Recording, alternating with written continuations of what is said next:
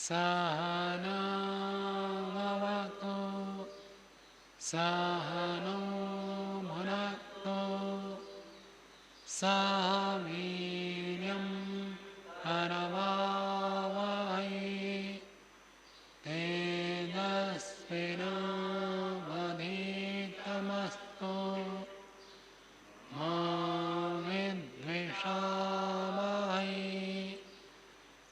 ॐ शान्ति शान्ति शान्ति। न्याय दर्शन की 144वीं कक्षा। न्याय दर्शन में पंचम अध्याय का प्रथम आनेक पढ़ रहे। 22 सूत्र तक हो गया था, आज 23वें सूत्र से पढ़ेंगे। पृष्ठ संख्या 617। हमारा ये प्रकरण जाति के बारे में चल रहा है। जाति का अर्थ होता है जब कोई व्यक्ति अपनी बात को, अपने सिद्धांत को, अपनी मान्यता को न्याय दर्शन की शैली से 5 अवयव में विभक्त करके प्रस्तुत करता है। उसके बाद प्रतिवादी अथवा यूँ कहिए जातिवादी, जो चालाकी करके कुछ छल कपट करके खंडन करता है, उसको जाति कहते हैं। स्थापनावादी ने अपने पक्ष को रखा, अब दूसरा व्यक्ति उसके जो सही पक्ष है उसको नहीं देखता, सही पक्ष ना देखकर गलत सलत खंडन करता है, उसको जाति कहते हैं। जाति किसी की ओर से भी हो सकता है। सिद्धांती भी यदि ठीक से प्रस्तुत ना करे तो जाति हो सकता है, और पूर्व पक्षी भी जाति का प्रयोग कर सकता है। सिद्धांती ने अपनी बात को ठीक ठीक रखा तब जाति होगा ही नहीं, ऐसे नहीं कह सकते। सिद्धांति ठीक रखने पर भी दूसरे वाला खंडन करता है, और सिद्धांत ठीक ना रखे तब तो खंडन कर ही सकता है। तो ये जाति किसी की ओर से भी हो सकता है। तो इसमें बहुत सारे जातियों के बारे में हमने चर्चा की है। जाति का अर्थ होता है खंडन करना, साधर्म्य और वैधर्म्य दिखाकर खंडन करना, ये जाति है। 23वें सूत्र से पढ़ेंगे। सूत्र बोलिए। एक धर्म उपपत्ते अविशेषे सर्व अविशेष प्रसंगात सद्भाव उपपत्ते अविशेष समः। इस जाति का नाम है अविशेष समा, ऐसे जाति है। ये जाति कैसे उत्पन्न होती है, कैसे ये खंडन है, तो उसको बता रहे हैं।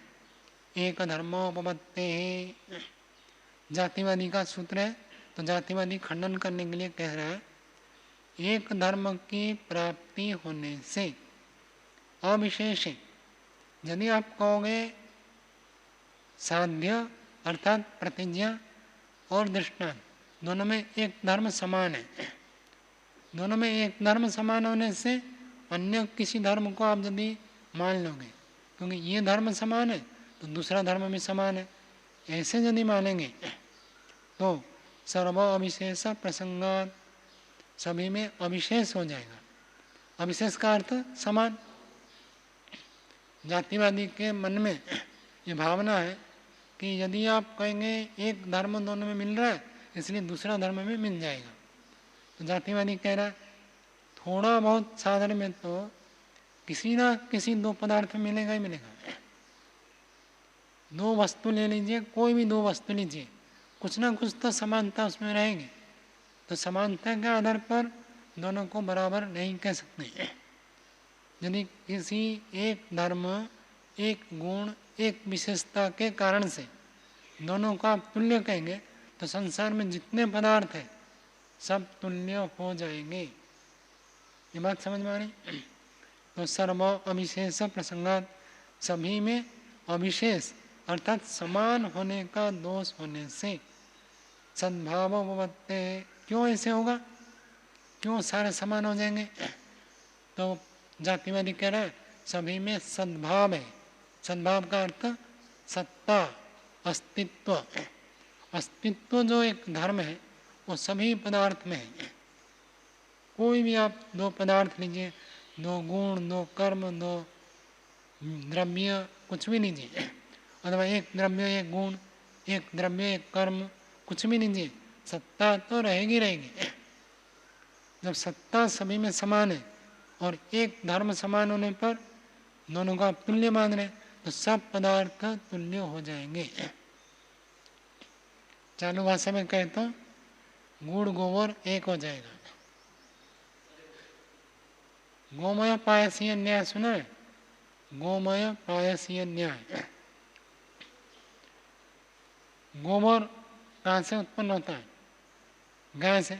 गाय गोबर करती है और खीर जो बनता है, दूध, वो भी गाय से, क्योंकि गाय से ही गोबर निकला है, गाय से ही दूध निकला, इसलिए दूध और गोबर बराबर।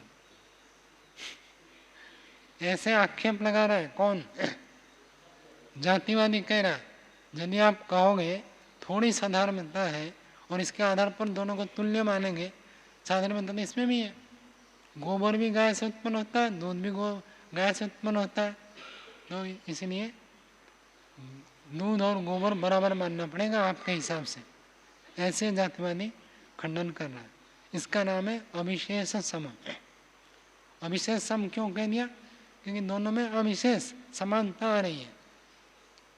गोबर को भी और दूध को भी बराबर मानो, ऐसे दोष दिखाकर खंडन करना, ये अविशेष समा जाती है।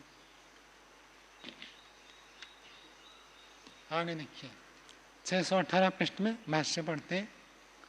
एक धर्म, एक धर्म है, कौन सा? बराबर प्रयत्न अनंतरेकत्वम। एक धर्म जो है ये प्रयत्न अनंतरेकत्व, प्रयत्न के बाद होना।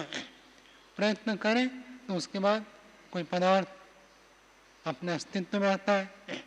शब्द घटयो उपपद्यते इति अविशेष उभयो अनित्यत्वे सर्वस्य अविशेष प्रसज्यते।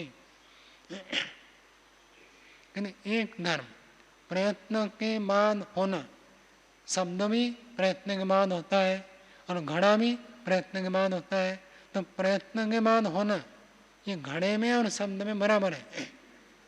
तो ये जो धर्म प्रयत्न के बाद होना शब्द और घड़े में अविशेष रूप में है, अविशेष रूप में होने पर उभयो अनित्यत्व, एक धर्म समान होने पर दूसरा धर्म समान है। प्रदीप जी, पहला धर्म कौन सा? पहला धर्म कौन सा? प्रयत्न के बाद होना। और दूसरा धर्म कौन सा? अनित्यत्व। कहना प्रयत्न के बाद होना ये दोनों में है, किन में? घड़े में और शब्द में। तो इसी के आधार पर यदि आप कहोगे कि दोनों अनित्य है तो ऐसे हो सर्वस्य अविशेष प्रसज्यते, सभी में समान होने का दोष आएगा। हर वस्तु में कुछ ना कुछ समानता है, तो सब वस्तु को एक जैसे मानो।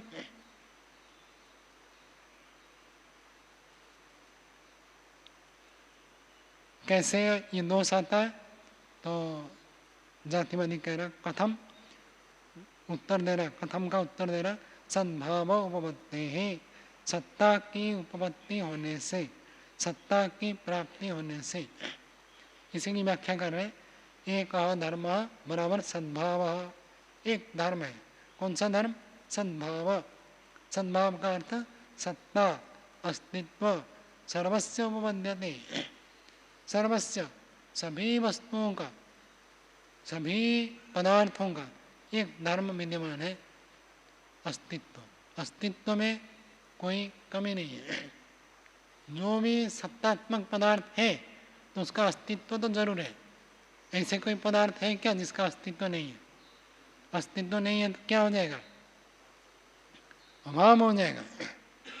भाव है तब तो सत्ता रहेगी, भावात्मक पदार्थ है तब तो अस्तित्व रहेगा ही रहेगा।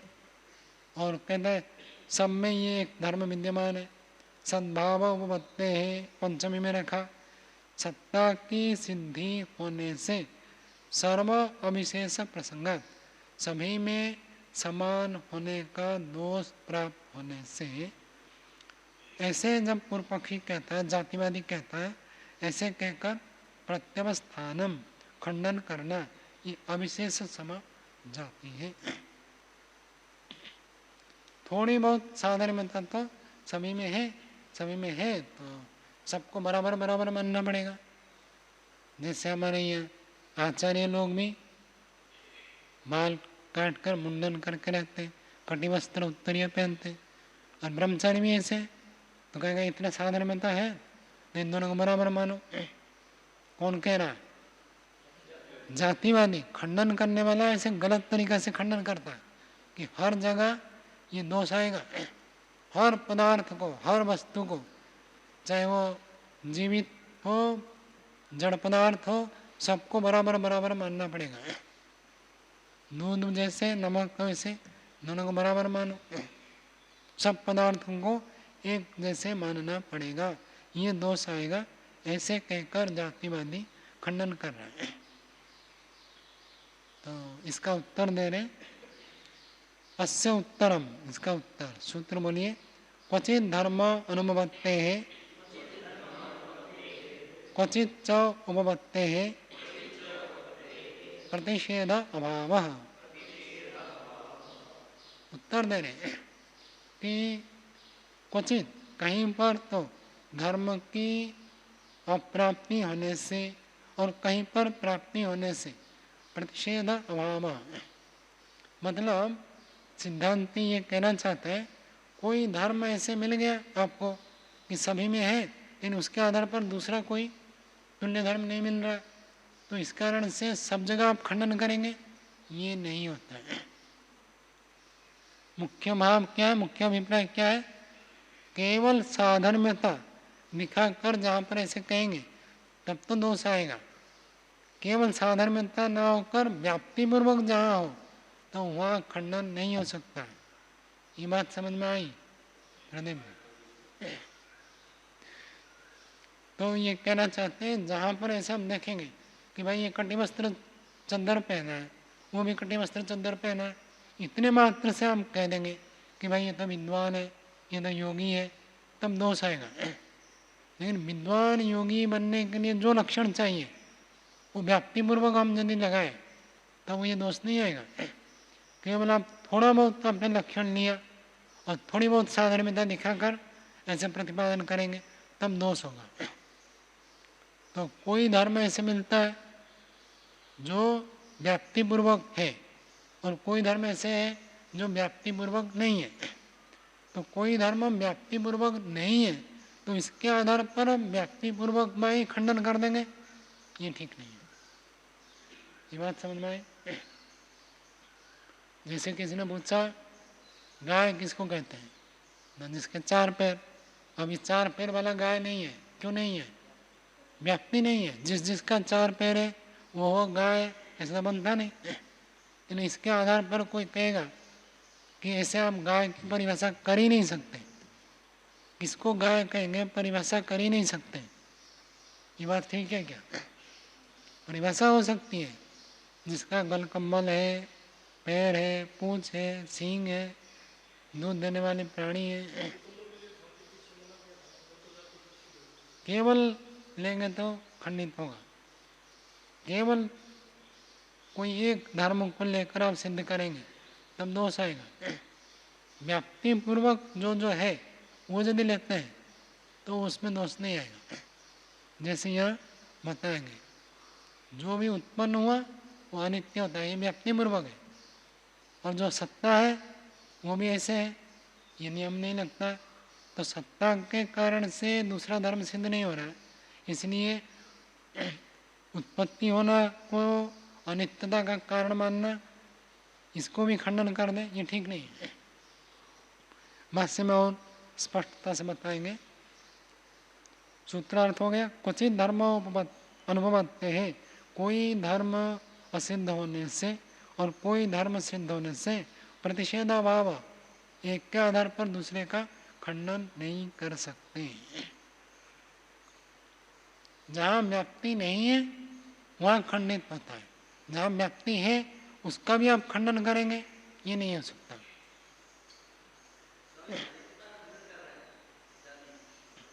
जातिवादी तो इतना कह रहा है, ये उसके तुल्य नहीं कह सकते।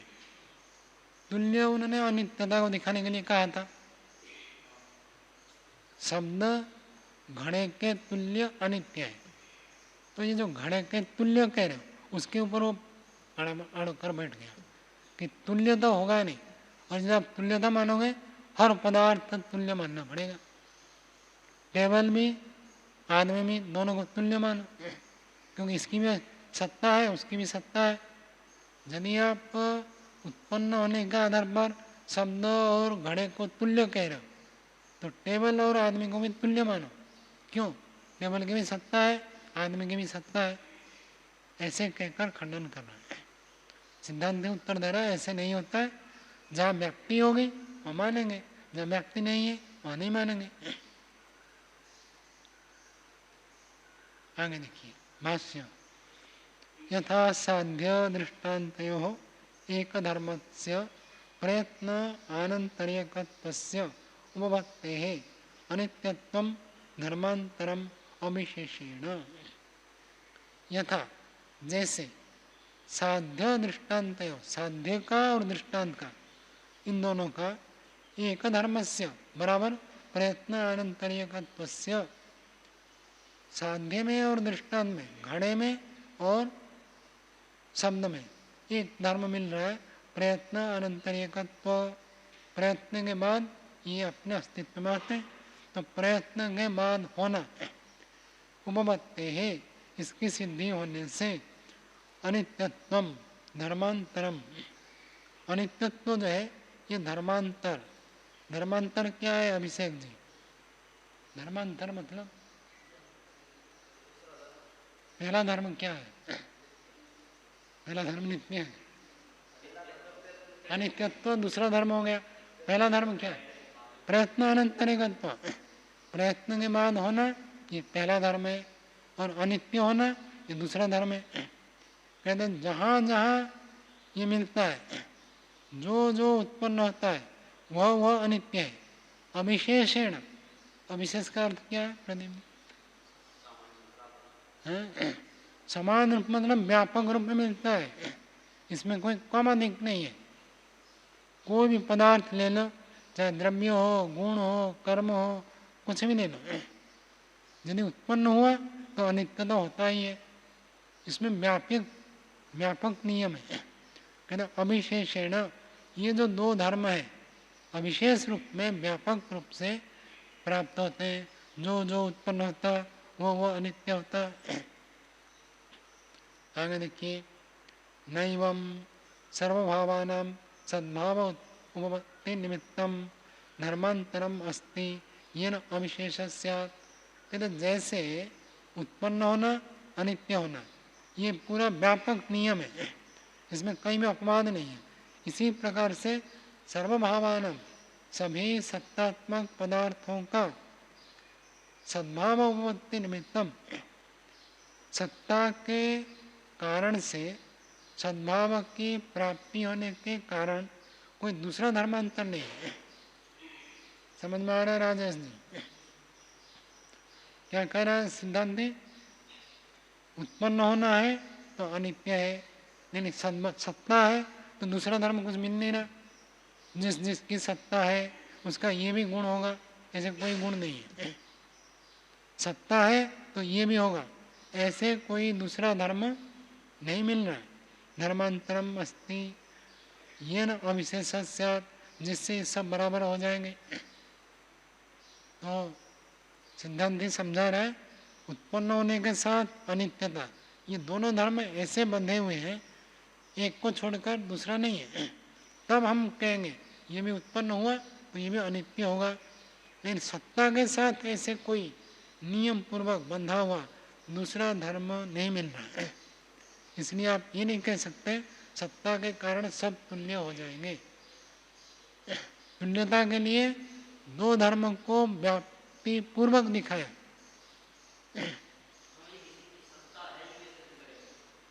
क्या है? प्रमाणों से। प्रत्यक्ष अनुमान शब्द किसी भी प्रमाण से ज्ञात होना है तो उसकी सत्ता है। हवा हमको दिखती नहीं है, इसकी सत्ता कैसे पता चलता है? स्पर्श से। कल सूर्योदय होगा, रात को सूर्य दिखता नहीं, फिर भी रात को है, आपने कैसे जाना? ये अनुमान से जाना।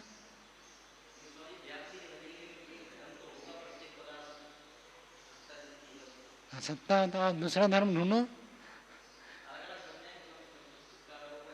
अलग अलग नहीं, सत्ता के साथ नियम पूर्वक होना चाहिए। जैसे जो जो उत्पन्न होता है वो अनित्य, ये नियम पूर्वक। ऐसे जो जो सत्तावान है, जिस जिसका अस्तित्व है, उसका दूसरा धर्म बताओ। नहीं है, ये कह रहे कोई दूसरा धर्म है नहीं, इसलिए सबको हम अविशेष नहीं मानेंगे, अर्थात सब तुल्य है ऐसे नहीं कहेंगे। जातिवादी ने जो खंडन किया था, थोड़ी साधर्मिकता दिखाकर सत्ता है तो सब तुल्य है, कहते ऐसे दो नियम कम से कम दिखाओ तब तुल्यता होगी। जब स्थापनावादी ने दो नियम दिखाया था, कौन सा? उत्पन्न होना और अनित्य होना, दो धर्म दिखाकर तुल्यता दिखाया था। इन्होंने एक ही दिखाया, कौन सा? सत्ता। कहते दूसरा धर्म दिखाओ तब तो तुल्य मानेंगे, दूसरा धर्म है ही नहीं। आगे अथ मतम अनित्यत्वम एव धर्मांतरम सद्भाव उपपत्ति निमित्तम भावानम सर्वत्र स्यात्। अथ मतम, और यदि ऐसा मानते हैं अनित्यत्वम एव धर्मांतरम, ये जो अनित्यता है इसको ही हम धर्मांतर कह देंगे। अर्थात जातिवादी कह रहा, हम कहेंगे जिसकी सत्ता है वह अनित्य है।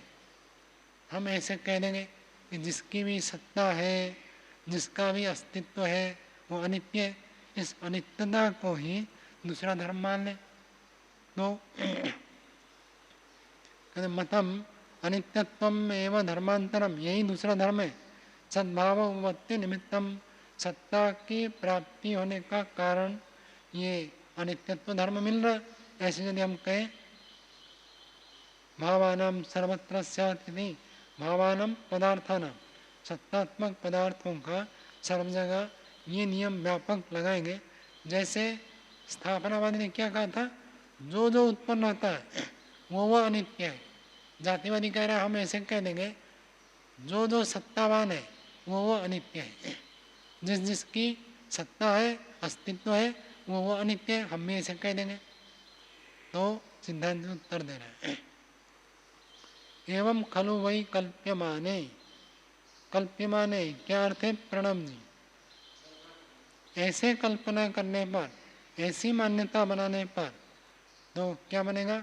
अनित्याः सर्वे भावाः, सब सत्तात्मक पदार्थ जो है ये अनित्य है, ये आपकी प्रतिज्ञा होगी। सद्भाव उपपत्ते है, ये एकार होगा, उपपत्ति ही लिखा, उपपत्ते है पंचमी में रहेगा। सद्भाव उपपत्ते है, सत्ता की प्राप्ति होने से प्रतिज्ञा क्या है? सब कुछ अनित्य है। हेतु क्या है? सत्ता होने से यदि पक्ष प्राप्त होती, ऐसे जातिवादी का पक्ष प्राप्त होता है। आगे सिद्धांति कह रहा है, तत्र प्रतिज्ञा अर्थ व्यतिरिक्तम अन्यम उदाहरणम नास्ति, जो प्रतिज्ञा विषय है उससे भिन्न और कोई विषय बचा ही नहीं। जो आप उदाहरण के रूप में देंगे उसके लिए और कुछ बचा ही नहीं। प्रतिज्ञा अलग होती है, उदाहरण अलग होता है।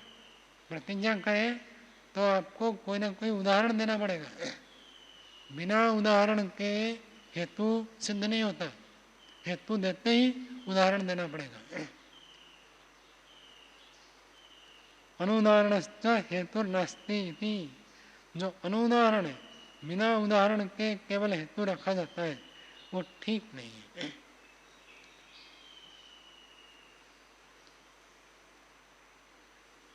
तो लोक में हम बहुत सारे बातें कहते हैं, कहीं भी हेतु देते हैं। किसी ने कहा भाई ईश्वर न्याय करता है, क्यों न्याय करता है? हेतु देना पड़ेगा। प्रतिज्ञा करने से बात नहीं होगी, प्रतिज्ञा के बाद हेतु। ईश्वर न्याय करता है, क्यों न्याय करता मानेंगे? राग द्वेष न होने से। राग द्वेष हो तो व्यक्ति अन्याय करता है, राग द्वेष नहीं है तो अन्याय नहीं करता है। हमने हेतु दे दिया राग द्वेष न होने से, तो आपको कोई ना कोई उदाहरण ढूंढकर लाना पड़ेगा। बिना उदाहरण के हेतु सिद्ध नहीं होता, या तो साधर्म्य से लाओ या तो वैधर्म्य से लाओ। आप ये उदाहरण दे सकते हैं, जिसमें राग द्वेष नहीं होते हैं वो न्याय करते, अन्याय नहीं करते। जैसे योगी व्यक्ति कह सकते हैं, और जो ईमानदार न्यायाधीश होते हैं, भले उनको अन्य विषय में राग द्वेष है, घर में परिवार में राग द्वेष हो अलग बात है, लेकिन जब न्याय के लिए बैठते हैं और न्यायाधीश ईमानदार है तो वो आप अन्याय नहीं करेगा, पक्षपात नहीं करेगा। राग द्वेष हो तो पक्षपात करेगा, रिश्वत के लोभ में आ जाए तो पक्षपात करेगा। लोभ नहीं है, राग नहीं है तो पक्षपात नहीं करेगा। तो राग द्वेष होने से पक्षपात करते हैं, अन्याय करते हैं। राग द्वेष न होने से पक्षपात नहीं करते। ये तो हो गया उदाहरण साधर्म्य से, और उसके विपरीत वैधर्म्य से भी उदाहरण दे सकते हैं। जैसे अन्य मनुष्य रिश्वत लेने वाले अफसर होते हैं, और राग द्वेष के कारण अन्याय करते हैं। नौकरी में के लिए जो बैठते हैं, कोई रिश्वत दे देता है तो उसको नौकरी दे देते हैं, उससे ज़्यादा योग्य है उसको नहीं देते।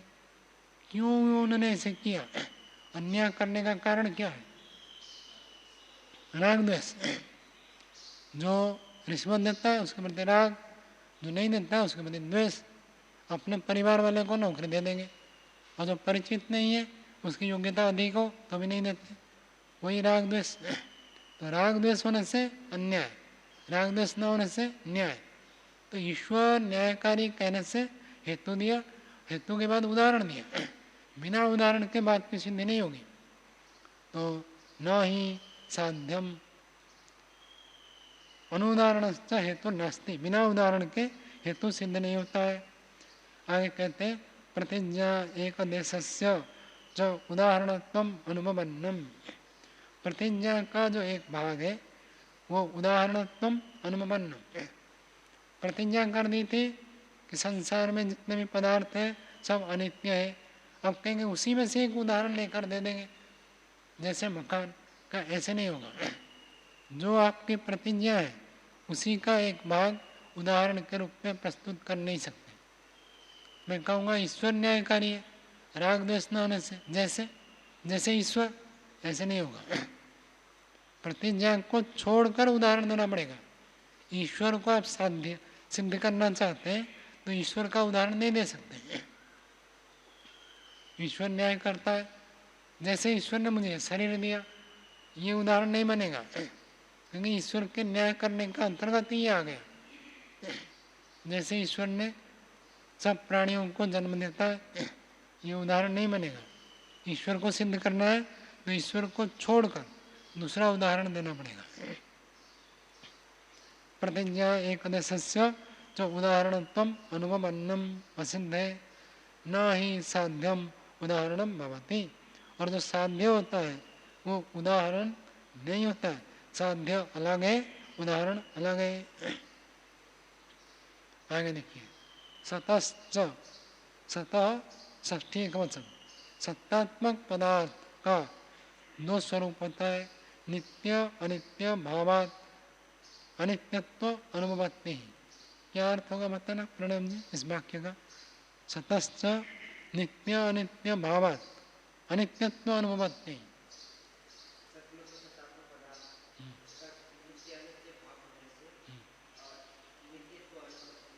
अनित्यत्व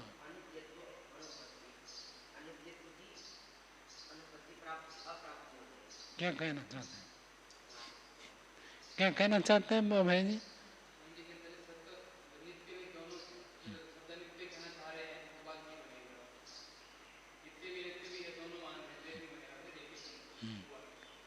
एक शब्द छूट रहा है आपके कथन में।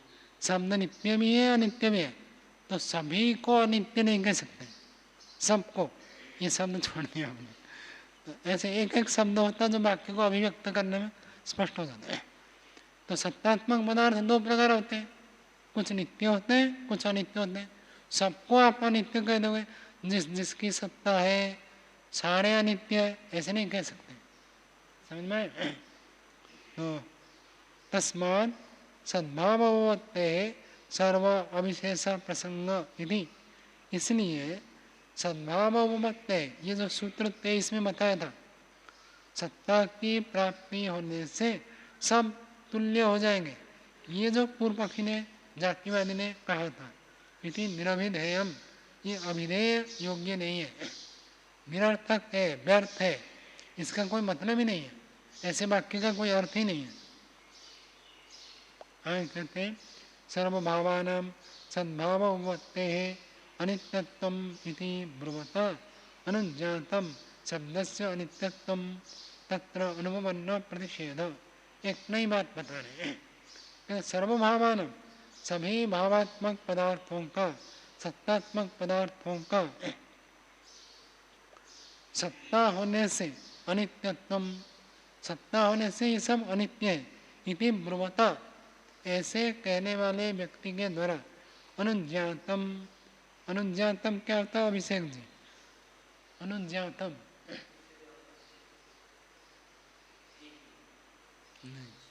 स्वीकृतम, अनुज्ञा स्वीकृत, स्वीकृति को कहते हैं। कहते अनुज्ञातम, आपने तो स्वीकार कर ही लिया। क्या स्वीकार कर लिया? शब्दस्य अनित्यत्वम। यदि आप कह रहे हो संसार में जितने भी पदार्थ है, जिसकी भी सत्ता है, सब अनित्य है, तो शब्द क्या होगा? शब्द भी अनित्य हो जाएगा। आपको तो खंडन करना चाहिए था कि शब्द अनित्य नहीं है, आपने उल्टा कह दिया सब अनित्य है। किसी को कह दिया तू चोर है, तो कहे सब लोग चोर है, तो इसका मतलब वो अपने चोरपन को स्वीकार कर लिया। अब दूसरे लोग चोर है कि नहीं, वो तो बाद की बात है। जब आपने कह दिया मैं अकेले नहीं, सभी चोर है, तो इसका मतलब वो चोर है, वो तो पक्का हो गया। उसको तो ये उत्तर देना चाहिए था मैं चोर नहीं हूँ, उल्टा कह दिया सभी चोर है, तो सभी चोर मतलब मैं भी चोर हूँ। तो ऐसे नहीं बोलना है कभी भी। सब लोग करते हैं, किसी को कहते देखो आप नियम का पालन नहीं करते, सभी लोग नहीं करते, सब लोग नहीं करते हो तो बात की बात है। आप गुस्सा करते हैं तो सभी करते हैं, सभी करने से वो क्षम्य नहीं हो जाता। झूठ बोलते हैं तो कहते सभी झूठ बोलते हैं, सभी झूठ बोलने से वो क्षमणीय हो जाएगा, अपराध नहीं है, ऐसी बात नहीं है। कहीं संविधान में लिखा है क्या सब लोग जिस काम को करते हैं वो ठीक है? न भारत के संविधान में है, न ईश्वर के संविधान में है। भारत के संविधान में भी यही लिखा है क्या? सत्यमेव जयते, सत्य ही मानना पड़ेगा।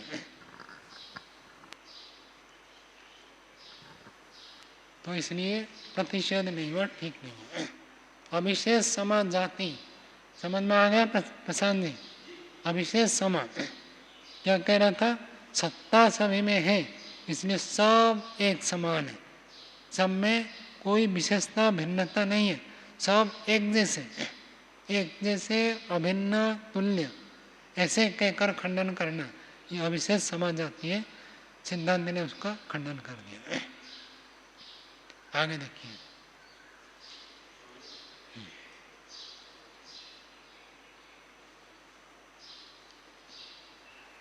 ओ नमस्ते स्वामी जी।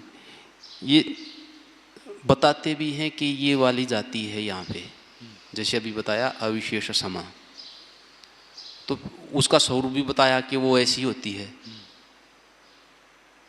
वो हमें मानना भी होता कि हाँ ऐसी होती है, तो ये वाली अविशेष समा जाती है, अमुक जाति है। लेकिन फिर उसका खंडन भी कर दिया जी, तो फिर ये कैसे क्यों मान लें कि ये अविशेष समा जाती है जब उसका खंडन हो चुका? तो नहीं, खंडन तो होने के बाद तो मैं कह रहा हूँ खंडन हो गया, मतलब अविशेष समा, सब पदार्थ एक जैसे हैं, ऐसे कहना ठीक नहीं है। खंडन में ये तो कहेंगे ना, ऐसे कहना ठीक नहीं है। जातिवादी कैसे जाति का प्रयोग कर सकता है वो दिखाया पहले, फिर आपको उत्तर भी तो देना पड़ेगा ना। आप खाली कह दोगे ये जाति है, कहने मात्र से नहीं होगा। ये क्यों जाति है, तो इसमें कहाँ दोष है, और उसका उत्तर हमको देना पड़ेगा। जातिवादी कहाँ पर जाति का प्रयोग किया और उस जाति में दोष क्या है, ये दिखाना पड़ेगा। वो तो ठीक है जी, लेकिन जैसे कहा कि अभी ये था कि सब इसमें जो है विशेष समय में जो आया, तो फिर उसका खंडन क्यों जी? अगर उसका खंडन हो जाएगा तो उसका स्वरूप के खंडन, उसके स्वरूप का खंडन नहीं हो जाएगा? जाति तो खंडनीय ही है। जाति जो होता है ये गड़बड़ का नाम ही जाति है, सही का नाम जाति नहीं है। जैसे प्रमाण प्रामाणिक होता है, उसका खंडन नहीं होगा कभी भी। ये जाति का अर्थ ही होता है गड़बड़, चालाकी, धोखाधड़ी, छल कपट, जिसको लोक भाषा में आप सुनते हैं कि ये बहुत छल कपट करता है। ये कपट क्या है? छल तो अलग है, कपट का अर्थ ही जाति। ऐसे धोखाधड़ी करता है, सामने वाला को पता ना चले तो कहेगा मेरी बात ठीक है। पता चलना चाहिए आपको। चोर कैसे चोरी करता है वो जानेंगे तो आप जेब को बचाएंगे। तो जो उसका मुख्य स्वरूप है जी, सो तो बना ही रहेगा जाति का, लेकिन वो उस प्रसंग के अंतर्गत जिस जाति को लेकर के आया है वो खंडनीय है।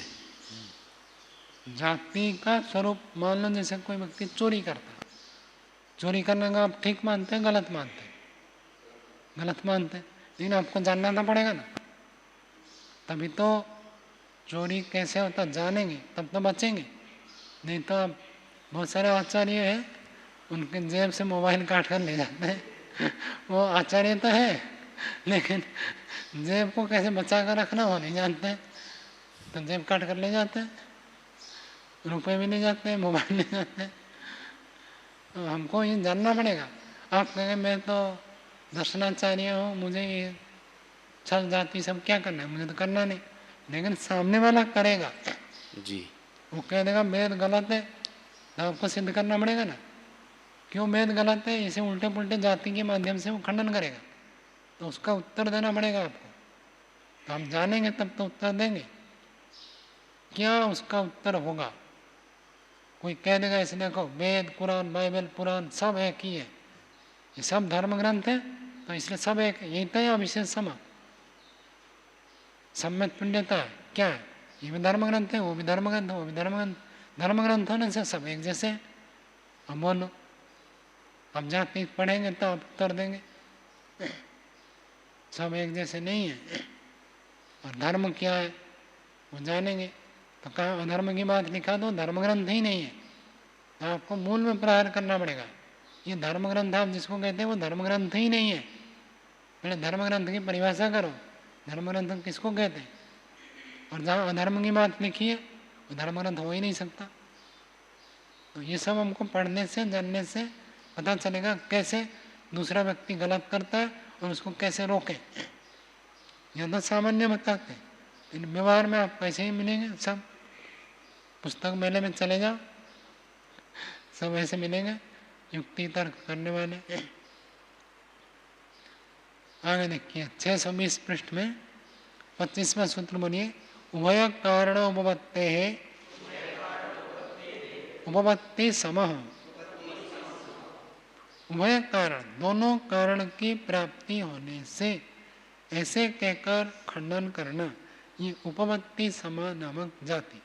मान लीजिए स्थापनावादी कहता है शब्द अनित्य है, अनित्य का कोई धर्म उन्होंने देखा तो कहता है अनित्य का धर्म जैसे मिल रहा है, नित्य का धर्म मिल रहा है, दोनों का कोई ना कोई कारण मिल रहा है। उस स्थापनावादी जिस पक्ष को स्थापित करता है उसके विपरीत पक्ष को लेकर उसका धर्म भी प्राप्त हो रहा है, ऐसे कहकर खंडन करना ये उपपत्ति समा नामक जाति है। भाष्य देखिए, यदि अनित्यत्व कारणम उपपद्यते शब्दस्य इति अनित्यः शब्दः, यह अल्प विराम लगा सकते हैं। कहते यदि अनित्यता का कारण मिल रहा है इसलिए शब्द को आप अनित्य मान रहे, शब्दस्य अनित्यत्व कारणम उपपद्यते, प्राप्यते, लभ्यते। शब्द का अनित्य का कारण मिल रहा है। क्या कारण है प्रदीप जी? शब्द अनित्य क्या कारण है? प्रयत्न के बाद होता है इसलिए वो अनित्य है। कहते जैसे इसके प्रयत्न के बाद होना, इस कारण से शब्द को अनित्य मानते हैं। तो ऐसे नित्यत्व कारणम अपि उपपद्यते। आगे कह रहा जातिवादी, नित्य का भी कोई कारण हमको मिल रहा है। कौन सा कारण? कहना अस्पर्शत्व। अस्पर्शत्व, शब्दों को आप छू नहीं सकते, ये भी हमको शब्द में मिल रहा है। जो जो पदार्थ नित्य होते हैं उनको छू नहीं सकते, ऐसे जातिवादी कह रहे हैं। सही बात नहीं है। जातिवादी ऐसे एक चालाकी कर रहा है। मैं कहा ना, चालाकी करना, धोखाधड़ी करना। तो वो कह रहा देखो नित्य पदार्थ को हम छू नहीं सकते। जैसे आत्मा है, ईश्वर है, आकाश है, ये सब नित्य है, इनको छू नहीं पाते। शब्द को भी छू नहीं पाते, इसलिए शब्द को भी नित्य मानो। शब्द उत्पन्न हुआ और नित्य है, हमेशा है, ऐसे मानो। नित्यत्व उपपद्यते। उभयस्य अनित्यत्वस्य नित्यत्वस्य, उभयस्य बराबर। उभयस्य का अर्थ नित्यता का और अनित्यता का, दोनों का। कारण उपपत्त्या, कारण की प्राप्ति होने से प्रत्यवस्थानम उपपत्ति समः। कारण उपपत्त्या कौन सी विभक्ति है प्रणव जी? कारण उपपत्त्या तृतीया कैसे होगी बताओ? कैसे हुई? हेतु में तृतीया होती है। एक सूत्र है ना अष्टाध्याय में, हेतु। हेतु में तृतीया विभक्ति होती है। क्योंकि हमको अनित्य का कारण मिल रहा है और नित्य का कारण मिल रहा है, इन कारण मिलने के हेतु से कहकर खंडन करना, ये उपपत्ति समा जाति। उपपत्ति का अर्थ होता है प्राप्ति। दोनों कारण की प्राप्ति हो रही है। अनित्यता का कारण भी मिल रहा है, नित्यता का भी कारण मिल रहा है। दोनों कारण मिलने से कहकर खंडन करेगा तो ये उपपत्ति समझ जाती है। प्रदीप जी, ये गड़बड़ है।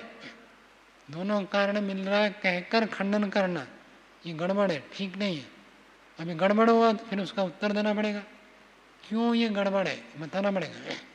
खाली आप कह दोगे इसकी बात गलत है, कहने मात्र से नहीं होगा, सिद्ध करना पड़ेगा। तो सिद्ध आगे करेंगे। अस्य उत्तरम, इसका उत्तर दे रहे। 26वां सूत्र बोलिए। उपपत्ति कारण अभ्यनुज्ञानात् अप्रतिषेध।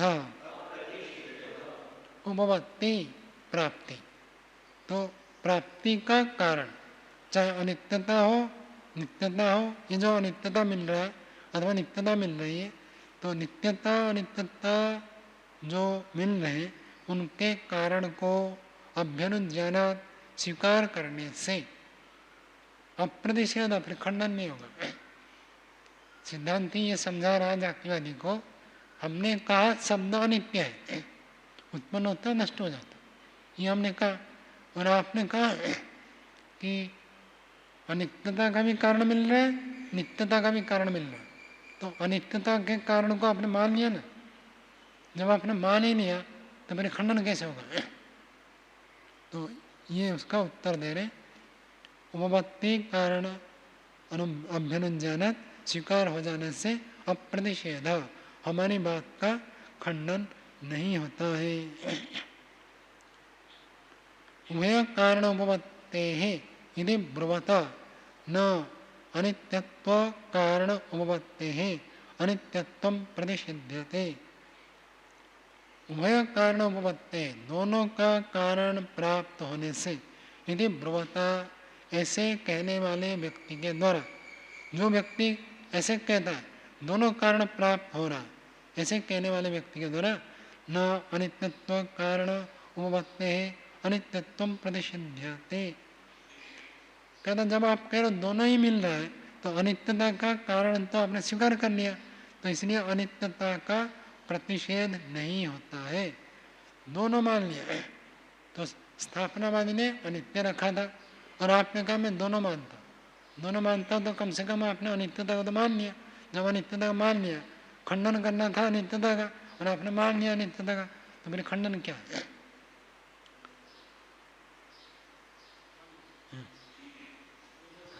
ये जो बोल रहे हैं उभय कारण उपपत्ति है, तो दो कारणों की सिद्धि होने से या फिर नित्य और अनित्य की दो प्रकार सिद्धि होने से क्या कहना चाह रहे हैं? नहीं, उन्होंने कहा अनित्य, शब्द अनित्य, तो अनित्य का क्यों?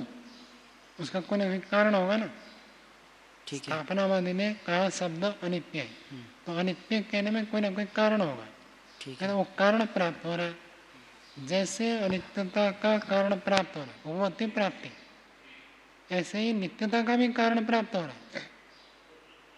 ऐसे नित्य और अनित्य लेंगे।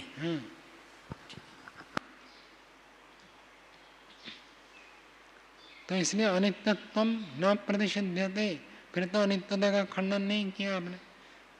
हमने अनित्यता को स्थापित किया और आपको अनित्यता का खंडन करना था, आपने कहा दोनों है, तो अनित्यता का तो खंडन नहीं हुआ। यदि प्रतिषिध्यते, यदि आप प्रतिषेध मानते हैं न उभय कारण उपपत्ति स्यात्, और आप यदि कहोगे कि हम मानते हैं कि दोनों मानेंगे, दोनों मानते ही नित्य भी मान लिया अनित्य भी मान लिया, और हम दोनों कहते हुए आपका खंडन कर रहे हैं। ऐसे यदि कोई कहे कि हम दोनों मान रहे, आप एक मान रहे हो, तो हमारे दोनों कहने से आपका अनित्य खंडन हो गया, अनित्य खंडित हो गया, तो फिर बचा क्या? एक ही बचा, तो दो कैसे होगा? या तो दो कह रहे हो ये गलत मानो, और दो कह रहे तो अनित्यता का खंडन नहीं हुआ। अनित्यता का खंडन हुआ तो दोनों नहीं कह सकते, और दोनों कहते हो तो अनित्य का खंडन हो गया, नहीं कह सकते। समझ में आ रहा है अभिषेक जी? यदि प्रतिषिध्यते, क्या प्रतिषिध्यते? यदि प्रतिषिध्यते मतलब अनित्यता का यदि प्रतिषेध मानते हो, यदि अनित्यता प्रतिषिध्यते, अनित्यता का खंडन होता है कहे हुए, तो नो उभय कारण उपपत्ति, फिर दोनों कारण प्राप्त हो रहा है, ये बात आपकी नहीं बनेगी, ये ठीक नहीं होगा। उभय कारण उपपत्ति वचनात्, उभय कारण उपपत्ति वचनात्, दोनों का कारण प्राप्त होना, इस वचन से, इस कथन से अनित्यत्व कारण उपपत्ति ही अभ्युज्जायते। अनित्यत्व का कारण प्राप्त हो रहा है, ये तो आपने स्वीकार कर लिया। जो कहता है मैं दोनों मानता हूँ, हमने कहा ईश्वर निराकार है, वो कहता मैं निराकार भी मानता हूँ साकार भी मानता हूँ, तो निराकार को तो आपने स्वीकार कर ही नहीं है। हमने अभी साकार को स्वीकार नहीं किया, लेकिन आपने तो निराकार को स्वीकार कर लिया, तो निराकार तो सर्वमान्य हो गया। अब साकार जो है आप मान रहे, हम नहीं मान रहे। तो ये बात कह रहे अनित्यत्व कारण उपपत्ति अभ्युज्जायते, अनित्यता का जो कारण है उसको आपने स्वीकार कर लिया, मान लिया। अभ्युज्जानात् अनुपन्न प्रतिषेध, जब मान ही लिया, आपने कहा दोनों ठीक है, तब तो आपने निराकार को मान लिया, फिर निराकार का खंडन नहीं होगा। आप जब कहोगे ईश्वर निराकार भी है साकार भी है, तो निराकार का आपको खंडन करना था, साकार सिद्ध करना था, और आपने कहा दोनों ठीक है, तो निराकार तो सिद्ध हो गया, निराकार का खंडन नहीं हुआ। ऑडियंस बैठते हैं ना, दो व्यक्ति बात कर रहे, और ये कहते, एक व्यक्ति ने कह दिया मैं दोनों को ठीक मानता हूँ, तो इसका पक्ष को तो उन्होंने भी माना, इन्होंने भी माना, दोनों मान लिया। अब उसके पक्ष का जो है वो केवल अकेले वो मानता है, वो स्वीकार्य नहीं होगा। व्याघात प्रतिषेध यदि चेत, व्याघात होने से प्रतिषेध, ये क्या कहना चाहते हैं? दोनों में परस्पर विपरीत है, अनित्यता और नित्यता। जो अनित्य होता है वो नित्य नहीं होता है, जो नित्य होता है वो अनित्य नहीं होता है, परस्पर विरोध है। तो हमने कहा दोनों, जातिवादी कह रहा दोनों कहकर हम ये कहना चाहते हैं कि शब्द में नित्यता धर्म है, इसलिए नित्यता का विरोध जो अनित्यता है वो अपने आप खंडित हो जाएगा। ऐसे यदि कहें व्याघात प्रतिषेध यदि चेत, तो सिद्धांत कह रहा समान व्याघात, ये बात तो यहाँ भी घटेगा। जैसे नित्य कहने से अनित्य का खंडन होगा, ऐसे अनित्य कहने से नित्य का भी खंडन होगा। ऐसे तो है नहीं कि नित्य अनित्य में विरोध है तो नित्य ही अनित्य को खंडन कर देगा, ऐसी बात नहीं है। अनित्य भी नित्य का खंडन कर देगा, दोनों बराबर है। एकस्य नित्यत्व अनित्यत्व प्रसंगम व्याहतम। एक वस्तु है, एक धर्मी है, एक पदार्थ है, उसी को ही नित्य कहे, उसी को ही अनित्य कहे, ये जो प्रसंग है ये व्याहत है। एक ही पदार्थ को आप नित्य भी कह दें अनित्य भी कह दें, ऐसा नहीं हो सकता। एक ही पदार्थ को आप साकार भी कह दें निराकार भी कह दें, ऐसे नहीं हो सकता। जो साकार होता है वो निराकार नहीं होता, निराकार हो तो साकार नहीं होगा। तो ये परस्पर विपरीत है, व्याहतम टकराव विपरीत। तो इसी व्याहतम ब्रुवता, व्याहत को कहने वाले व्यक्ति के द्वारा उक्ता प्रतिषेध, क्योंकि व्याघात है, क्योंकि टकराव है, क्योंकि दोनों में परस्पर विपरीत है, इसलिए प्रतिषेध हो गया, प्रतिषेध कह दिया गया। इति चेत, ऐसे यदि कोई कहे तो उत्तर दे रहे स्वपक्ष परपक्षयोः समान व्याघात। कहते दोनों पक्ष में समान रूप से व्याघात है। जैसे नित्य कहने से अनित्यता खंडित होता है, ऐसे अनित्य कहने से नित्यता भी खंडित हो जाएगा। नित्यता अनित्यता दोनों मान रहे हैं तो दोनों में परस्पर तुल्यता है, तो दोनों परस्पर विपरीत है, तो दोनों दोनों को विरोध कर सकते हैं। तो इसलिए आप ये नहीं कह सकते एक ही होगा। उदाहरण ऐसे बताया था, एक व्यक्ति को कह दिया, एक व्यक्ति कोर्ट में खड़ा है, एक वकील कहता है ये चोर है, दूसरा वकील कहता नहीं ये चोर नहीं ये साधु है। अब पहला वकील कहेगा जो चोर होता है वो कभी भी साधु हो नहीं सकता, इसलिए चोर है साधु नहीं है। यह तो कुछ नहीं लिया, कहा चोर और साधु में परस्पर विपरीत है, जो चोर है वो साधु नहीं होगा, जो साधु हो चोर नहीं होगा। मैं इसको चोर मानता हूँ इसलिए साधु नहीं होगा, क्या केवल परस्पर विपरीत हो गया इसलिए एक पक्ष खंडित हो जाए दूसरा पक्ष सिद्ध हो जाए, ऐसे नहीं होगा। तो दूसरा भी तो ऐसे कह सकता है चोर और साधु में विपरीत है तो साधु ही मान लो, चोर क्यों माने। तो इतना मात्र परस्पर विपरीत है, इतने मात्र से कोई एक पक्ष सिद्ध नहीं होता है। स च न एक तरस्य साधक, वो एक पक्ष का साधक नहीं होता है, सिद्ध करने वाला नहीं होता है। ये उपपत्ति सम जाति हो गई। आगे ये जो उभय से नित्य और अनित्य ले रहे हैं तो ऐसा नहीं ले सकते साध्य के दो कारण की सिद्धि होने से। तो नित्य अनित्य दो कारण ही तो, नित्यता का कारण अनित्यता का कारण नहीं स्वामी जी, जैसे शब्द अनित्य है उसके दो कारण मिल रहे हैं हमें। एक तो ऐन्द्रिकत्वाद, यहाँ क्या दिए प्रयत्नत्वाद और क्या कहते हैं अस्पर्शत्वाद, ये दो कारणों की सिद्धि होने से उपपत्ति समझ आती है। ऐसे नहीं बने, ये अर्थ नहीं है। भाष्य में भी ऐसे नहीं है और सूत्र भी ऐसे नहीं कहना चाहता।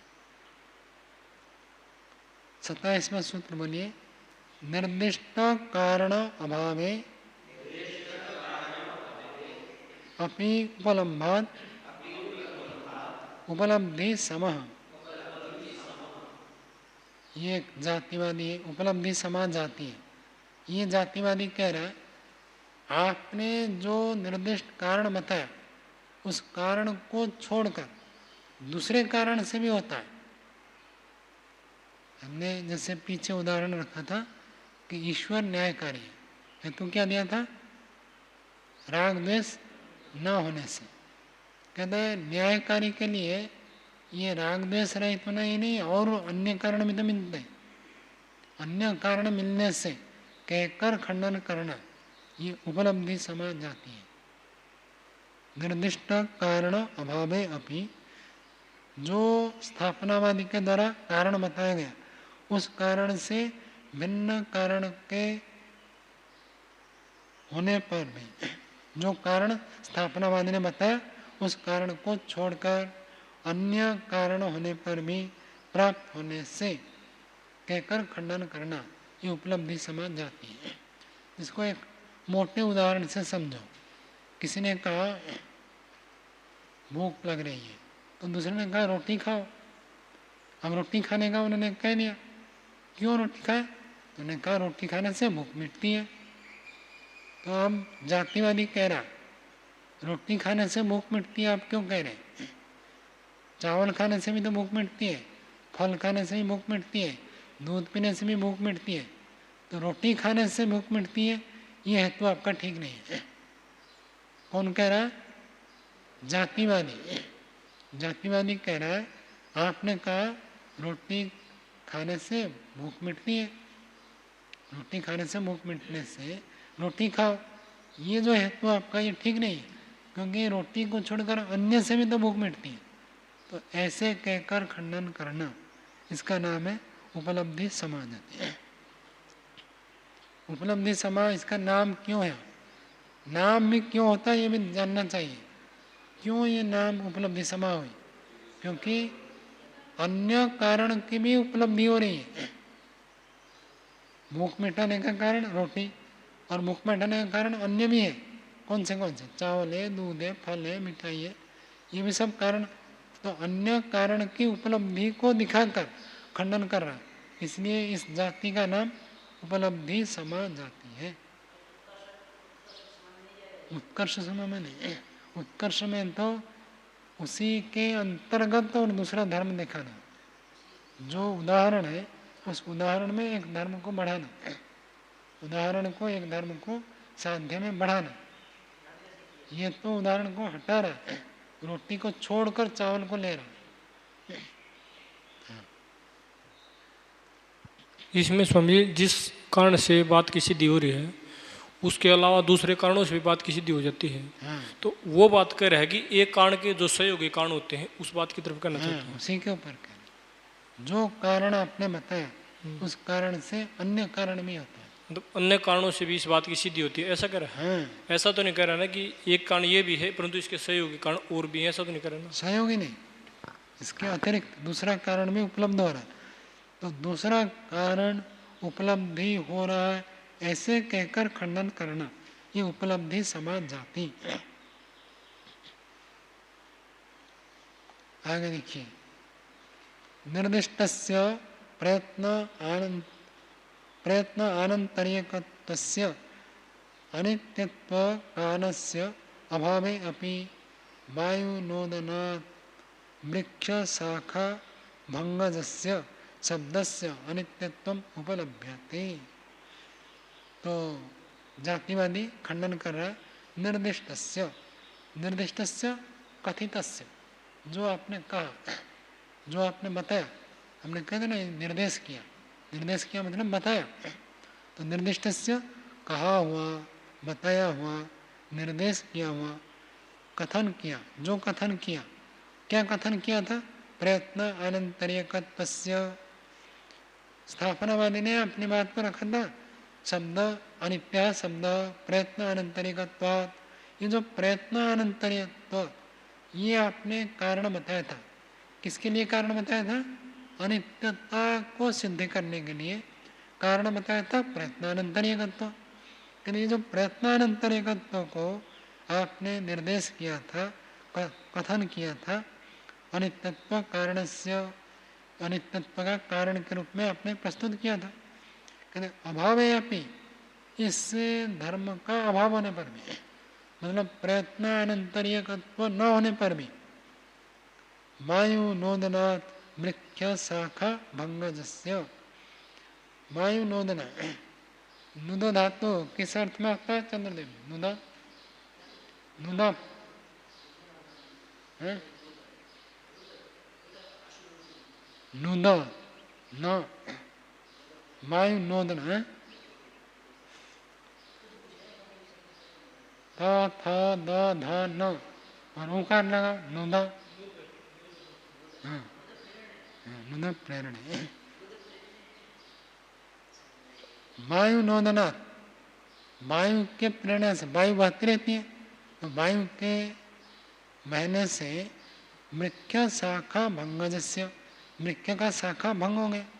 वहाँ कोई प्रयत्न करके, जैसे मैं अभी बोल रहा हूँ तो एक एक शब्द कैसे उत्पन्न हो रहा है, प्रयत्न होता है ना, वर्णोच्चारण शिक्षा में सब बताया ना। आत्मा बुद्धिया समेत अर्थान, बुद्धि के साथ जुड़कर प्रयत्न करता है तब शब्द उत्पन्न होते हैं। लेकिन जब हवा चलती है वहाँ तो कोई तो प्रयत्न है नहीं, बिना प्रयत्न गए हवा चले तो पेड़ की डालियाँ टूट जाती हैं। वहाँ किसी ने प्रयत्न करके उत्पन्न किया शब्द, ऐसा नहीं है। तो आपने कहा था प्रयत्न के बाद शब्द होता है, या तो बिना प्रयत्न के शब्द होता है।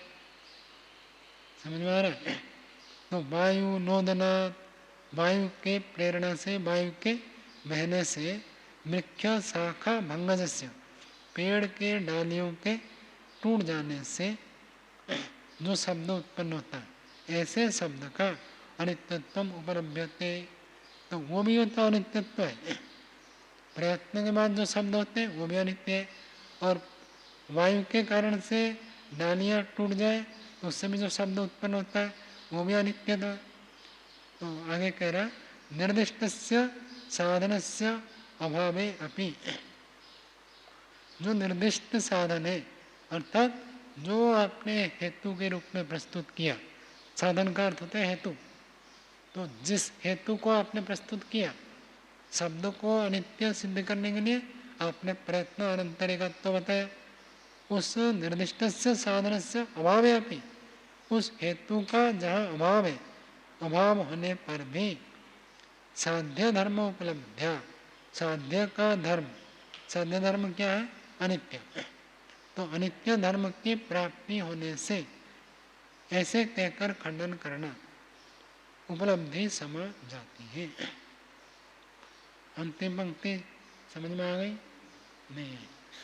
देखो अंतिम पंक्ति देखो, निर्दिष्टस्य साधनस्य, निर्दिष्टस्य कथितस्य, जो कथन किया था आपने, जिस साधन को, जिस हेतु को, जिस कारण को आपने बताया था, क्या कारण था? प्रयत्नानंतरिकत्व।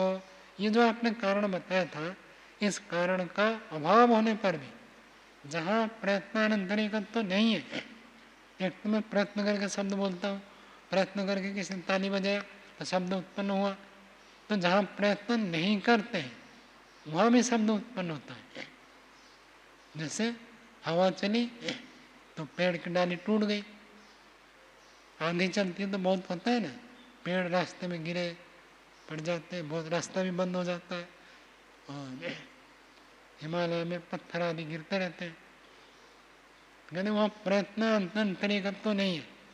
तो अनित्यता को सिद्ध करने के लिए जो आपने प्रयत्न अंतरिकत्व हेतु दिया था, वो हेतु तो वहाँ नहीं है, तो वो हेतु न होने पर भी शब्द अनित्य सिद्ध होता है। तो आपका प्रयत्न अंतरिकत्व हेतु ठीक नहीं है। निर्दिष्टस्य साधनस्य अभावे अपि, प्रयत्न अनंतरिक, ये जो निर्दिष्ट साधन हेतु के रूप में आपने रखा था, उसका अभाव होने पर भी साध्य धर्म अर्थात अनित्यता, साध्य का धर्म अनित्यता, उसकी उपलब्धि होने से प्रत्यवस्थानम, ऐसे कहकर खंडन करना, ये उपलब्धि समा नामक जाती है। अन्य कारण भी उपलब्ध है, अन्य कारणों से भी शब्द अनित्य सिद्ध होता है। तो इसी सूत्र के भाष्य में जो पहली पंक्ति है उसमें जो नित्यत्य, तो नित्यत्य, हाँ अच्छा, उसको वो कर दीजिए, मैंने वो कर रखा इसलिए पता नहीं चला। 27 के भाष्य में जो प्रथम पंक्ति में लिखा है, निर्दिष्टस्य प्रयत्न अनंतरिकत्वस्य अनित्यत्व, त्य त्य, पहला त्य तो ठीक है, बाद वाला जो त्य नहीं है वो त्व है, तो अनित्यत्व मैंने कर रखा हूँ ना, इसलिए पता नहीं चला। आगे 622 पृष्ठ में अस्य उत्तरम, इसका उत्तर सिद्धांति दे रहा है। सूत्र बोलिए, कारण अंतरात् अपि तद्धर्म उपपत्तेः अप्रतिषेध। कारणांतरात् अपि, दूसरे कारण से भी, मतलब पहले व्यक्ति ने कहा था रोटी खाने से भूख मिट जाता है, भूख मिटने का कारण रोटी को बताया था, रोटी से भूख मिटने से ऐसे कहा था। तो उन्होंने कहा चावल से तो भूख मिटती है। तो सिद्धांति कह रहा दूसरे कारण से सिद्ध होने से पहला कारण खंडित नहीं होता। यदि रोटी खाने से भूख नहीं मिटती है तब आप कहेंगे कि आपकी बात गलत है। उन्होंने इतना ही तो कहा था रोटी खाने से भूख मिटती है, नहीं ये थोड़ी कहा था रोटी खाने से ही भूख मिटती है, ही नहीं कहा। ही और मी में बहुत अंतर है। यदि वो कह जाता केवल रोटी खाने से भूख मिटती है तब तो उसकी बात गलत माना जाता। इन्होंने ऐसे कहा नहीं, उन्होंने इतना ही कहा था भाई रोटी खाने से भूख मिटने से रोटी खाओ। इतना कहना गलत नहीं है। जब केवल शब्द जोड़ देंगे तब दोष माना जाएगा। ये सूत्र में ये कह रहे कारण अंतरात् अपि, दूसरे कारण से भी तद्धर्म उपपत्ते है, वह धर्म सिद्ध होने से, जो धर्म साध्य में रखा वो धर्म दूसरे कारण से भी सिद्ध हो रहा, सिद्ध होने से अप्रतिषेध, खंडन नहीं होता। यदि चावल खाने से भूख मिट जाती है तो रोटी खाने से भूख मिटती है, इस बात का खंडन नहीं हो गया। वो भी सिद्ध है, ये भी सिद्ध है, दोनों है। नहीं जानने से व्यक्ति कहेगा, किसी ने कहा पानी लाओ और दूसरे ने कहा पानी क्यों, जल लाओ। भाई दोनों उसका ही नाम है, पानी कहो जल कहो एक ही बात है। तो वहाँ ऐसे खंडन नहीं होता। जहाँ विकल्प है, पर्याय है, वहाँ खंडन नहीं होता। विकल्प के कारण खंडन हो जाएगा, ऐसे नहीं। भाष्य देखिए, प्रयत्न अनंतरिकत्वात् इति ब्रुवता कारणतः उत्पत्ति अभिधीयते। प्रयत्न अनंतरिकत्वात्, प्रयत्न के बाद होने से, इति ब्रुवता, ऐसे कहने वाले व्यक्ति के द्वारा कारणतः उत्पत्ति अभिधीयते। वो व्यक्ति इतना ही कहना चाहता है कि कोई कारण है, कारण से उत्पत्ति होती है। सिद्धांत ने ये बात रखी थी कि प्रयत्न अनंतरिकत्वात्, तो प्रयत्न के बाद शब्द होता है। जो व्यक्ति इसको ये कह रहा है, ये थोड़ी कह रहा है कि भाई प्रयत्न के बाद होने पर ही अनित्य होगा। वो तो इतना सिद्ध करता है किसी न किसी कारण से शब्द की उत्पत्ति होती है। उत्पत्ति अभिधीयते, अभिधीयते के बाद अल्प विराम लगा दीजिए। उत्पत्ति को वो कहता है। न कार्यस्य कारण नियम, कार्यस्य कारण नियम न, कार्य का क्या क्या कारण है उसका नियम नहीं कर रहा है। उसी उदाहरण को पकड़ो, जैसे कहा कि रोटी खाने से भूख मिटती है, रोटी खाने से भूख मिटने से रोटी खाओ उन्होंने कहा। तो इन्होंने ये नहीं कहा था क्या क्या खाने से भूख मिटती है, ये उसका प्रयोजन नहीं है। भूख मिटाने का एक कारण बता दिया। भूख मिटाना कार्य है और रोटी खाना कारण है। कौन सा कारण है ये उसका अभिप्राय नहीं है। एक कारण को खाली बताया, भाई कारण से जो होता है वो अनित्य होता है, बस। न कार्य से कारण नियम, वो इतना ये नहीं कहना चाहता है कि किस कारण से होता है, ऐसा नियम नहीं बना रहा है। यदि च कारणंतरात् अपि उपपद्यमानस्य शब्दस्य तद अनित्यत्वम् उपपद्यते किमत्र प्रतिषिध्यते। सिद्धांत कह रहा है यदि कारणांतरात् दूसरे कारण से भी उपपद्यमानस्य प्राप्त होते हुए सिद्धांत का, कौन सा सिद्धांत, शब्दस्य अनित्यत्वम, दूसरे कारण से शब्द उत्पन्न हुआ लेकिन वो शब्द भी अनित्य है। जातिवादी ने ये तो खंडन किया था। आपने कहा था प्रयत्न वाला होने से शब्द अनित्य है, लेकिन जो बिना प्रयत्न के शब्द होता है वो भी अनित्य है। सिद्धांति कह रहा है आप शब्द को अनित्य ही तो बता रहे हो, हमने भी अनित्य बताया, आपने भी अनित्य बताया। अंतर इतना है, प्रयत्न वाला शब्द को हमने लिया, आपने दूसरे शब्द को लिया। शब्द अनित्य ही तो आपने बताया, नित्य तो सिद्ध नहीं किया ना, तो नित्य सिद्ध नहीं किया तो हमारा खंडन नहीं हुआ। तो शब्दस्य तद अनित्यत्वम उपपद्यते, तो अनित्यता को ही आपने उपपद्यते प्राप्त कराते, सिद्ध कराते। किमत्र प्रतिषिध्यते, फिर यहाँ खंडन क्या है? खंडन तो कुछ हुआ ही नहीं। हमने भी शब्द अनित्य का, आपने भी शब्द अनित्य का। हमने उत्पन्न वाला शब्द को लिया संयोग से, संयोग से उत्पन्न वाला शब्द को हमने लिया, आपने विभाग से उत्पन्न शब्द को लिया। दोनों ही शब्द है, दोनों ही अनित्य है। तो अनित्य का खंडन करना तब होता जब आप नित्य सिद्ध करते हैं। तो नित्य तो सिद्ध हुआ नहीं, अनित्यता हुआ, इसलिए हमारी बात का खंडन नहीं हुआ। चलो आज का पाठ यही रखते हैं।